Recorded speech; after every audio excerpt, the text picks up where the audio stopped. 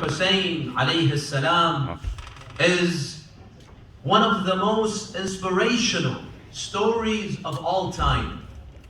The acts of heroism, altruism, chivalry, courage, braveness, patience, dedication, devotion to Allah, perseverance, resilience. You can all find these noble traits, acts of nobility in the story of Karbala, and the story of the sacrifice of Imam Hussein alayhi salatu wassalam.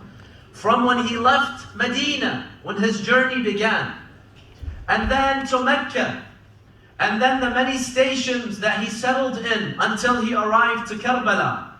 And then after he was martyred, his family taken to Kufa, and then from Kufa to Sham, and then from Sham back to Karbala, and then finally back to Medina. So from Medina all the way back to Medina. This entire journey, you will find so many examples of nobility.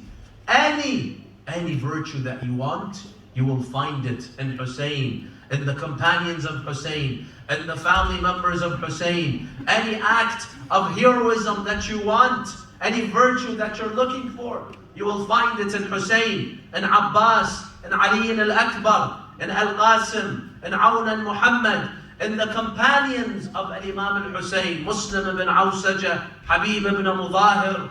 You will find it in Zuhair ibn al-Qayn, in John, in Abis, in Burayr. All of these loyal companions of Abu Abdullah. Any act of heroism, any noble trait and quality, you will find it in Zainab alayhi salam, in Kulthum, in Sukaina, and all of the other members of Ahl-e-Bait throughout the journey of Karbala. And throughout this journey that began in Medina and ended in Medina, there are so many details that we hear about.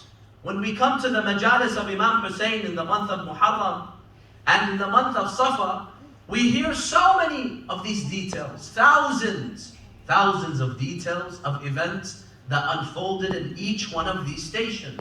The words that were exchanged between Imam Hussein and his family, his companions, between Imam Hussein and the enemy, what happened in Karbala, what happened in the battlefield. Thousands of details that we hear from the minbar. But the question is here, brothers and sisters, how do we know that all these details are true? How can we verify what happened is true? Tomorrow I will recite the Masa'ib of the day of ARBAEEN. Jabir ibn Abdullah came with Atiyah, Bibi Zainab, Imam Zainul Abidin. They said something, he said something, they went to the graves, and all the other Masa'ib that I have mentioned, and you have been listening for almost the last 2 months. How do we know indeed these events happened? Because the story of Ashura happened how many years ago? Almost 1400 years ago. That's a very long time. How do we know that this is right?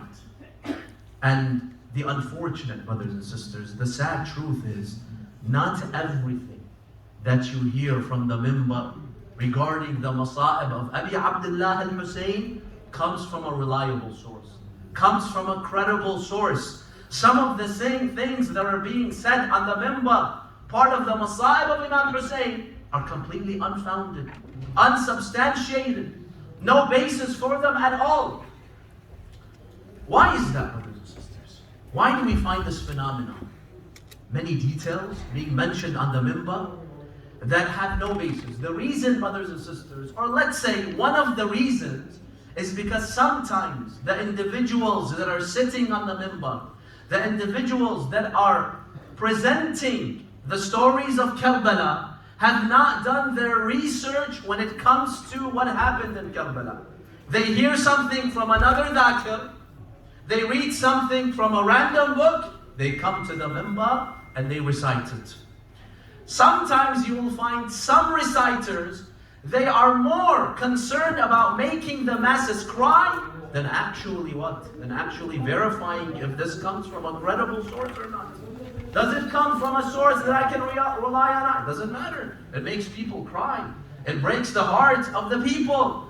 And this is, brothers and sisters, this is where we distinguish between a dhakir and a alim. Unfortunately, this is something many of our Shias all over the world. Sometimes the line between what a dhakir is and an alim is, it's very blurry. A dhakir is someone that has a nice voice, can come on the minbar and can make people cry in a powerful way. He has a beautiful voice, and Allah subhanahu wa ta'ala has given them orating skills. But have they done any research on what they're saying about the maqtal of Imam Hussein, the masa'ib? No. Maybe this dhakir heard these stories from another dhakir. Maybe he read them in a random book, he comes on the minbar and he says them. The alim, on the contrary, is the one who does his research, who knows where these stories are mentioned, which ones are reliable, which ones are not reliable. The alim may not be able to make you cry like the dhakir. The alim may not have a voice like the dhakir, but at least you know what he's telling you comes from a reliable source. And this is something that we as a community, unfortunately, have also contributed to. But anyone that has a nice voice, that can bring out the tears, we will bring them and put them on the minbar. What are the credentials of this individual? We don't know. What are the, for example, what's in the resume of this individual? Has he studied history, Islam, Hausa? We don't care. Can he bring the masses? Can he make the people cry? Does he have a nice voice? This is enough. And wallahi, this is the only field in the world where you find this much chaos. Does this happen in universities? Someone wants to come and speak about the Civil War, correct? Random guy that knows how to talk, he comes to a university and he tells you about the Civil War. He has absolutely no background in the history of the Civil War. He has absolutely no PhD, no bachelor's. They bring him to, for example, a symposium. They bring him to a program in one of the universities, and he's a random person. Does this ever happen? No way. In every field, they bring experts. They make sure that individual has done their studies, except when it comes to this poor minbar. The minbar, whoever is what? Whoever has the nicest voice, whoever can make people cry, this is the criteria. What are the credentials? Has this person does the research like the alim? When he comes on the minbar, he does research. When he tells you of the masa'ib of Imam Hussein alayhi salam. And because of this, brothers and sisters, because we can no longer differentiate between dhakir and alim, you find many details that we have memorized, heard over and over again, are completely baseless. You do not find them in any book. Sometimes you wonder, where do these details come from? Because if you do the research, you don't find any trace in any history book, in any hadith. And I think today, brothers and sisters, we can better understand this because of the world of fake news. Let me give you an example. Now look at the whole COVID vaccine situation. Sometimes you will read a report about the COVID vaccine that it causes some harms, it may cause some harms, some reactions, some rashes. And then you look at the source of this news, you see, for example, it's the New York Times. You see, it's the Washington Post, it's BBC. Is this a credible source? Yes. Most people consider this a credible, trustworthy, reliable source. Does this mean everything they tell you is true? No. No. The Quran is the only book that's all right.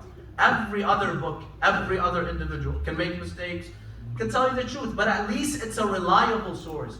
At least it's a credible source. And then you have certain other reports that come from what? From social media. For example, Facebook. You will see news on Facebook that don't take the COVID vaccine. You remember in the beginning when the vaccine was rolling out, you would hear people saying that they have placed a chip in it so that the governments would spy against you. Is this true? Only Allah knows. But what's your source? Is your source Facebook and WhatsApp and Twitter and I don't know, Instagram and all this? This is unreliable. How can you believe in something when it comes from an unreliable source? We cannot accept this. Now at the end of the day, what comes from New York Times and what comes from Facebook, they could both be right and they could both be false. But what's the difference between them? One is coming from a source that you can rely on. That if I would narrate it to others, yes, I have a reliable source. The other is coming from a baseless, unreliable source. If I were come to the minbar and bring you news, and then you ask me, Maulana, where did you bring this from? I told you, I saw a nice post on Facebook. Is this acceptable? Is it acceptable? Yes or no? In every field, it's not acceptable. In medicine, in physics, in chemistry, you name it. You can't rely on social media, Wikipedia, random websites, random books. It has to be a reliable, credible source. Only then you can rely on it. And this is what Allah tells us in the Quran, by the way. Allah subhanahu wa ta'ala in Surah Al-Hujurat, He makes this point very clear. There's a verse that the ulama call Ayatul Naba. What is Ayatul Naba? When you go to the house, you will spend an entire month just studying this verse. Ayatul Naba is where Allah subhanahu wa ta'ala says, Ya ayyuha alladhina amanu, إِذَا جَاءَكُمْ فَاسِقٌ بِنَبَإٍ فَتَبَيَّنُوا أَن تُصِيبُوا قَوْمًا بِجَهَالَةٍ فَتُصْبِحُوا عَلَى مَا فَعَلْتُمْ نَادِمِينَ. Allah says, oh you who believe, if someone brings news to you, and that individual is unreliable, you cannot take that news. You cannot take it from him. You have to investigate. The Quran says, فَتَبَيَّنُوا. Investigate. Make sure that you ask others. Make sure that you try to verify that news through other means, through other witnesses. Someone comes and tells me that something, I heard Fulan say something last night. And this person is not reliable. Can I trust this individual? No. The Quran says, even in your normal daily lives, do not rely on unreliable sources. Let alone when it comes to faith. Let alone when it comes to religion. That's why our ulama, when you study, when you see ilm al-hadith, ilm al-rijal, anytime there is a hadith, the hadith has a chain of narrators. What do they call it? Sanad. They will only accept the hadith if every single narrator is credible, trustworthy, and reliable. If the narrator is unreliable, that hadith will not be accepted. What do we mean unreliable? Number one, if the credibility of the narrator is under question. That person was caught lying, or that person was someone who, narrates all sorts of bizarre things. We don't take the hadith of this person. Or other times, the person can be majhul. What is majhul? Unknown. For example, we see a hadith, Zayd ibn Muhammad narrates a hadith from Imam Sadiq. Who's Zayd ibn Muhammad? We have no idea. We look in the books of Rijal, we don't find any trace of Zayd ibn Muhammad. Now Zayd ibn Muhammad could be one of the greatest companions. He could be someone honest. But how do we know that? If we don't know it, then this hadith is now unreliable. Does that mean the unreliable hadith, we toss it in the trash? No. It still has value, but what? We have to investigate further. We have to find other clues and try to verify the hadith through other ways.